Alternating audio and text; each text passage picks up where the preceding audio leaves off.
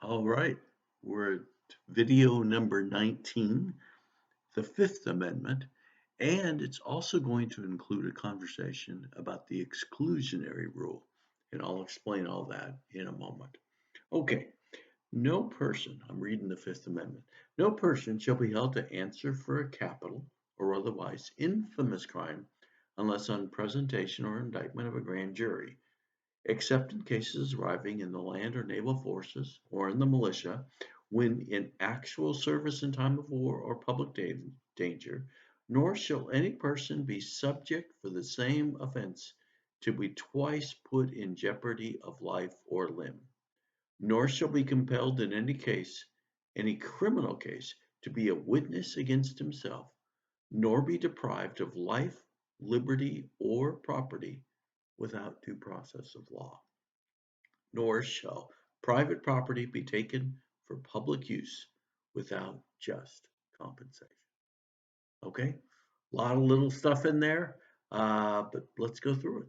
Okay, so first thing is that there has to be in big cases, criminal cases, infamous cases, as it says, capital cases, there has to be a grand jury. So prosecution develops the evidence against someone. They present it to a grand jury, simply a group of citizens, and those citizens then make a decision whether in fact they're going to charge someone with the crime. Okay. And here in Taylor County, every month there is a grand jury that meets and they issue their indictments. And about once a month they do it, and you can read about it online. It's just 30, 40 people are indicted. The grand jury apparently meets in the morning for about 4 hours, and the prosecution presents the evidence, and the grand jury goes yes or no. And if they go no, there's no indictment. Okay, let's see. No person shall be put, let's see, nor shall any person be subject for the same offense to be twice put in jeopardy of life or limb. This is called double jeopardy. And double jeopardy is where they try you, and then after they try you, if the jury finds you innocent, they still try you again. And the reality is they only get one crack at it. Okay? If the jury finds that you're not guilty, and they cannot do that again. Okay? So there's a case that I recall hearing about, and guy was tried for murder. At the conclusion of the trial, the jury found him innocent, not guilty. So he left the courthouse, stood on the steps of the courthouse, and said, "But I really did." Nothing can be done. That's double jeopardy. Okay? Nothing can be done. He was tried, found not guilty, and therefore that's it. The state does not get another chance at him. Okay, the next thing. Nor shall be compelled in any criminal case to be a witness against himself. You have the right to remain silent. Okay? You have the right to remain silent. It is a bedrock principle of the United States judicial system. You have the right to shut up. Okay? So, how does this work? It's actually pretty simple. They say, "Do you want to say something?" And you say, "No, I plead the fifth." And you can plead the fifth. You have that right to be quiet. Okay? There was a case in Canada, and someone was called to testify, and the person in Canada who was called to testify said, "I plead the fifth." And the judge looked at this person and said, "You realize that's an American thing, where Canada, you don't have that right here. You have to testify." In the United States, we have the right to be silent.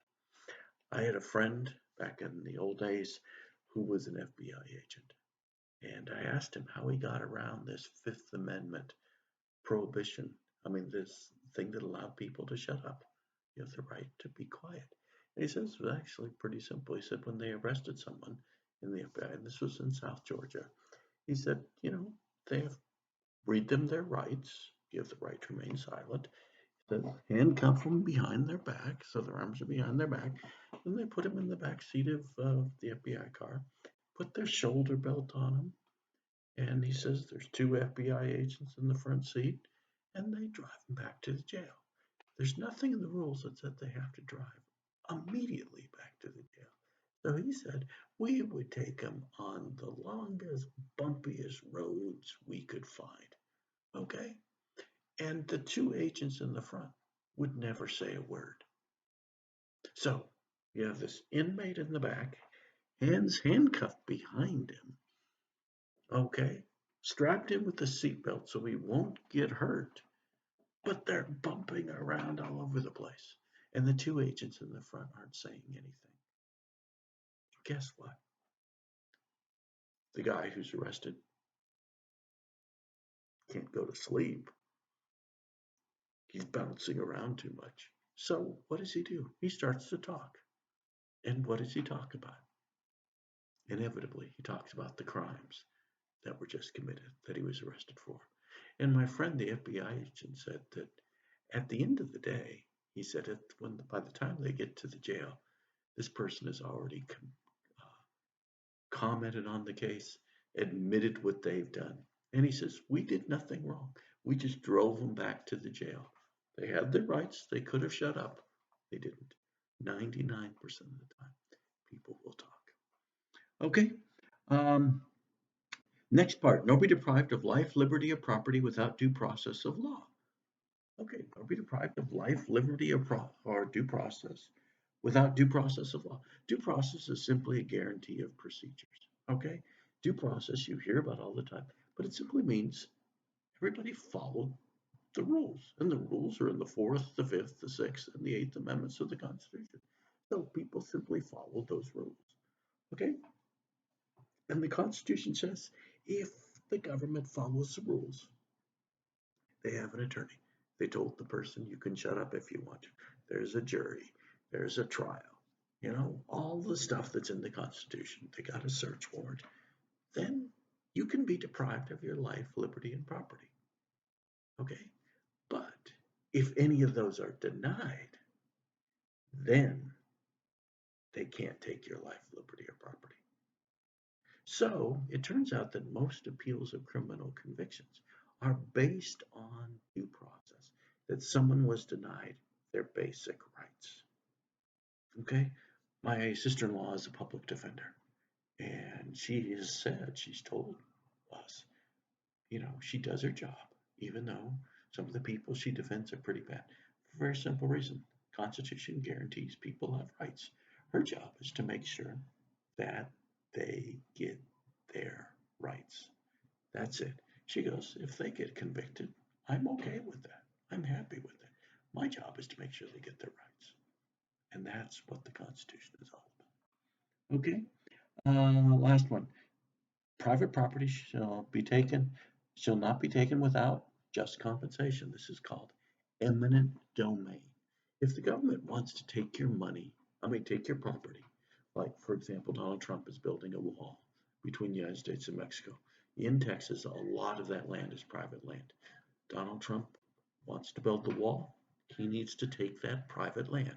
So what he does is he uses the Constitution, okay, and he is giving just compensation to those people.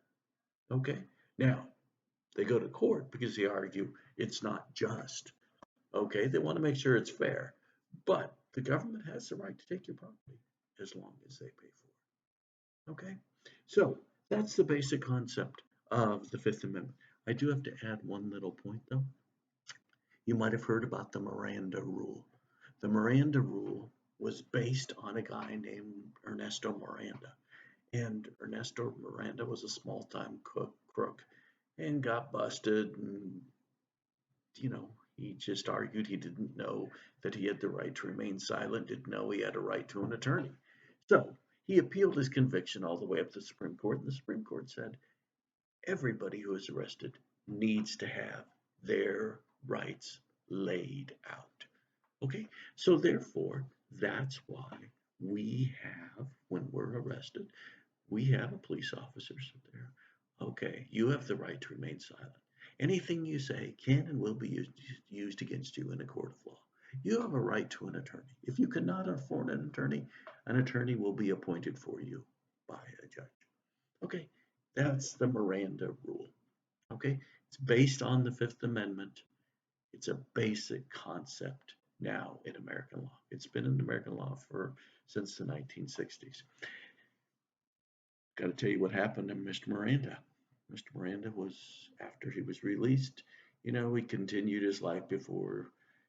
He liked to drink, go to bars, get busted, get into fights, that sort of thing.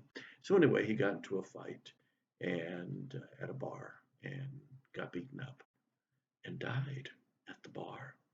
And the police came to investigate. There's Miranda's body lying there, and the police officers standing by his body read the Miranda rights to the two guys who beat up Mr. Miranda. Okay, that's a Miranda rule. All right, now I do need to bring up this last point, and this last point applies to the Fourth and Fifth Amendments, and it's called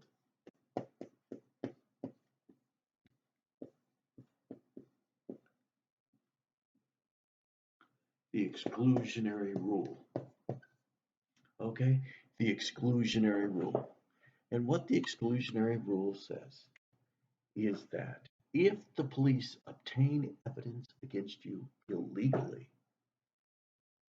then they can't use it in court. It's called, that evidence, according to a court case in the Supreme Court, the fruits of a poisonous tree. And you don't eat the fruits of a poisonous tree because they're no good.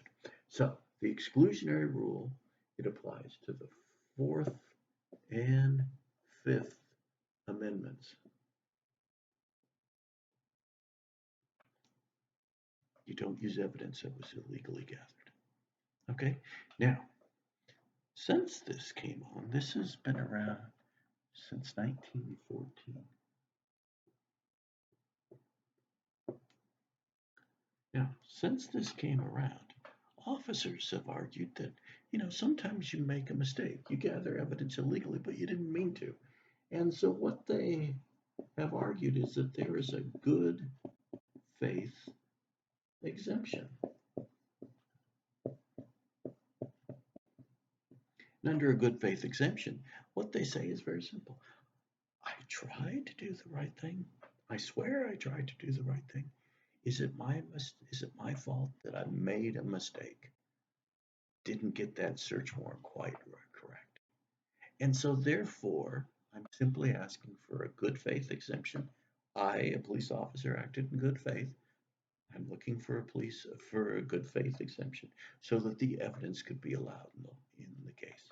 So there is the exclusionary rule and there's a good faith exemption. Keep those in mind. I want to tell you a story. This was told to me by a student. She said it happened to her. When she was in high school, she went to a high school party. And the party was at somebody's house. And she said there was about 51 people there at the party. And, well, there was some drinking going on. And there was a police officer who had heard about the party. And so he came over to the house where the party was taking place to check it out. Noticed a lot of cars around, and he wasn't very happy about this. So he went to the front door of the house and knocked on the door. The door opened, and there was a student at the front door. And the student opened the door and asked the officer, "What's going on?" The officer said, "I understand there's a party going on here, and there might be minors drinking. I'd like to come in and check." So, Fourth Amendment principle, he was asking permission to go into somebody's house. The person who answered the door said, "No, you don't have permission to come in here. You would need a search warrant to come in here." And the police officer said, "Okay," backed away from the door. Door was closed. seemed to be the end of it, right? Well, person at the door went back to the party, and a minute later the door came flying in. The police officer tumbled in. Police officer got up, looked around, saw all these high school kids drinking, busted them all of them minors in possession. Okay, big deal. Case goes to court. Okay, the officer gets the opportunity to present his evidence. The students, of course, are going to present theirs. And the students said, look, we told the officer he could not come in the house. Therefore, what we're doing in this case is we're saying since the officer was not allowed to come in the house, any evidence that he gathered is illegally obtained. We're asking for the exclusionary rule, that all that evidence be kicked out. So there can be no case and we get free. The officer got to testify, and the officer said, wait a second, let me tell you what happened. He says, I'm going to claim a good faith exemption. And he said, here's what happened. He said, after the student turned me down, I said, okay. I was tired. He said, so I leaned on the front door. Is it my fault that the hinges on the front door were so rusted that just me leaning my back on the door caused the door to fall in? And because the door fell in, I tumbled in, I saw all these kids drinking, and therefore I made the arrest. He said, I am asking for a good faith exemption because I have done nothing wrong. Case went back to the students. The students then presented the door, and the door clearly showed on the outside a footprint where the officer had kicked the door in and then tumbled in. And they said, look at this, judge. There can be no good faith. He was not acting in good faith. He was lying. The judge threw out the case, and the officer got fired for lying on the stand. Okay? Good faith exemption didn't work. The exclusionary rule held. Okay? Hope everybody understands the Fifth Amendment and it's the exclusionary rule and its application to the Fifth and Fourth Amendment.